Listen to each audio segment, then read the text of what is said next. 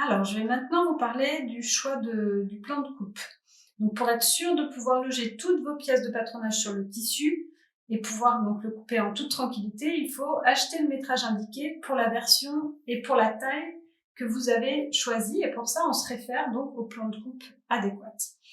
Alors, le plan de coupe, c'est un petit schéma qui représente à la fois ici par le rectangle le tissu et ici le tracé de chaque pièce de patronage, donc de chaque pièce de tissu à couper pour pouvoir coudre votre modèle.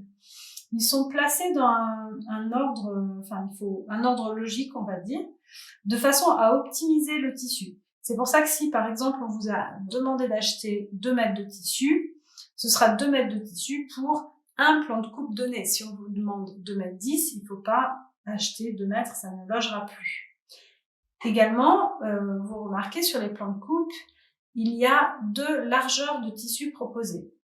Donc la largeur du tissu peut être soit de 110 cm, soit 140 cm. C'est des valeurs standards, sachant que chaque tissu peut être plus ou moins grand. Alors s'il est plus grand, si par exemple on choisit un tissu de 150, eh bien notre petit plan de coupe qui est fait pour 140, ça va loger, forcément c'est plus grand. Donc on va forcément loger toutes nos pièces. Mais si on n'a pas fait attention et finalement c'était 135 au lieu d'être 140, et bien vous voyez que parfois ça peut être un peu juste. Donc quand vous allez acheter votre tissu, faites bien attention d'avoir au moins un tissu à 140, sinon achetez-en un peu plus pour pouvoir loger toutes les pièces. Ici, mon rectangle de tissu, il est représenté là, et on voit au-dessus qu'il y a une ligne, puis un retour et une autre ligne, et toutes ces lignes sont fléchées. Ça représente le tissu plié en deux.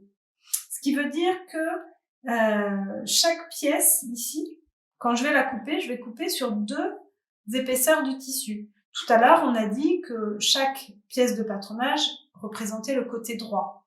Le fait de plier le tissu en 2, je vais avoir le côté droit ici face à vous, mais dessous, j'aurai le côté gauche. Côté droit, côté gauche, côté droit, côté gauche, etc. Et un très important, alors, je vous ai pris cette petite pièce en démonstration, c'est l'enforme d'eau. On voit là qu'il a aussi ce symbole fléché. On a parlé du symbole au pli. Et on voit bien ici sur le plan de coupe qu'il est donc placé sur le pli du tissu. Ce qui fait que quand je vais couper mon morceau, puisque j'ai mon tissu en double, quand je vais l'ouvrir, ici j'aurai mon autre morceau, ma symétrie, non pas coupé, mais au pli, avec un pli. Et je vais avoir une seule pièce de patronage qui va représenter à la fois mon côté droit et à la fois mon côté gauche. Alors, pour choisir votre plan de coupe, il faut repérer la version que vous avez choisie, il faut repérer votre taille et il faut repérer donc la lèse ou la largeur du tissu. Et quand vous avez quand vous avez trouvé le plan de coupe qui convient donc au métrage que vous avez acheté, eh bien on va pouvoir commencer à couper le tissu.